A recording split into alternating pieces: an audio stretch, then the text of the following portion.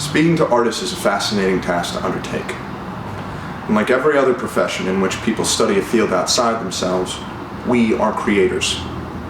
Therefore, whether we be visual artists, theater artists, or musicians, we must study ourselves in our work as much as we study the work outside ourselves. Now, I find this makes us tremendously interesting people. Nonetheless, it means that our journeys are all incredibly varied and unique, which makes a widely relatable address seem a bit of a challenge. I can't speak about the technique it takes to produce a painting, or graphic design, or sculpture. I know little about what it takes to write a minuet, or learn a piece by Chopin, or sing an aria. Thankfully, however, we share the creative process, and the joy and heartache that comes with it. And whether we be singers, graphic designers, or playwrights, I think the emotions that process brings out in us are something we can all relate to. So I begin with a story from 2010. It was in January of that year that a group of friends and I were some of the several million people watching Conan O'Brien leave The Tonight Show. And in his final monologue, he made a request to the young people who had supported him during his struggle with NBC. Please don't be cynical, it doesn't lead anywhere. Now, while his quotation is simple and straightforward, I think as artists, it's particularly important for us to take in. It is something I struggle with daily. Let's admit something to ourselves. It's easy to become cynical as an artist, mainly because what we produce, whether it be a sculpture, a composition, or a musical, requires an audience that can very easily misunderstand or misinterpret what we do. Moreover, and sadly, our audience in 2012 is a relatively jaded one. They are brought down by the economy, by political turmoil, and rampant uncertainty on a minute-by-minute basis. Needless to say, art and its value is not something most people consider in their everyday lives, and this can understandably make us all a little cynical. That being said, I'm not here to tell you how hard it's going to be, because I believe with my whole heart that at this point in history, to be an artist of any type is a particularly exciting prospect for a very simple reason. I was going to be a history major, and although I abandoned that for a life as an actor, I still have a great appreciation for the study of it. One of the things I have learned is that the movements of art not only echo their time periods, but define them. And while for some theater artists it is defined in the moment of creation, for musicians and visual artists, their work can be easily appreciated for years and years after the artist is long past. You see, the vast majority of people who will take in our work have not yet been born. When they are, though, they will look to the music, to the drawings, and to the plays to get a sense of where they came from and how they got here. Think about it.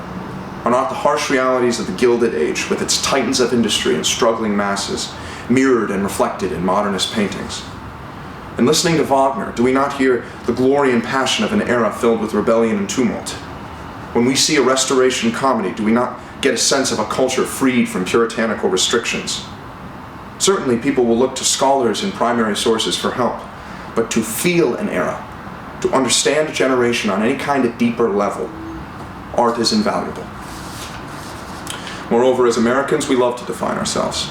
We relish in the idea of the American dream, the American way. And for a long time, we were very comfortable with who we were. We were the big guys, the protectors of democracy and the leaders of the free world. Then came the events of September 11th, 2001.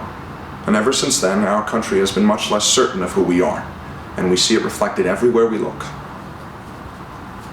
We are the children of that America post 9/11. We are one of the last classes at BU that will truly be able to remember what life was like before that event, and we are witnessing in living color the aftermath of it all. Therefore, if I may be so bold, our perspectives as artists on the current era is invaluable. It is our duty as talented, industrious, and original human beings to create. Whether it be art of a visual, theatrical, or musical variety, it is incredibly necessary to make it now. There have been days when petty men and women have made foolish jabs about the intrinsic value of art. Today is not that day. We must do. We must let our circumstances flow through our instruments of choice and have the muses move us as they see fit.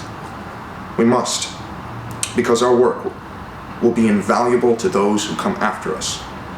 They will look to us for information, for inspiration, and for an appreciation of what will inarguably be one of the turning points in the history of our culture and of our world. And even if our modern audiences do not appreciate us, we leave behind an eternal legacy. an eternal legacy created by the work we love doing.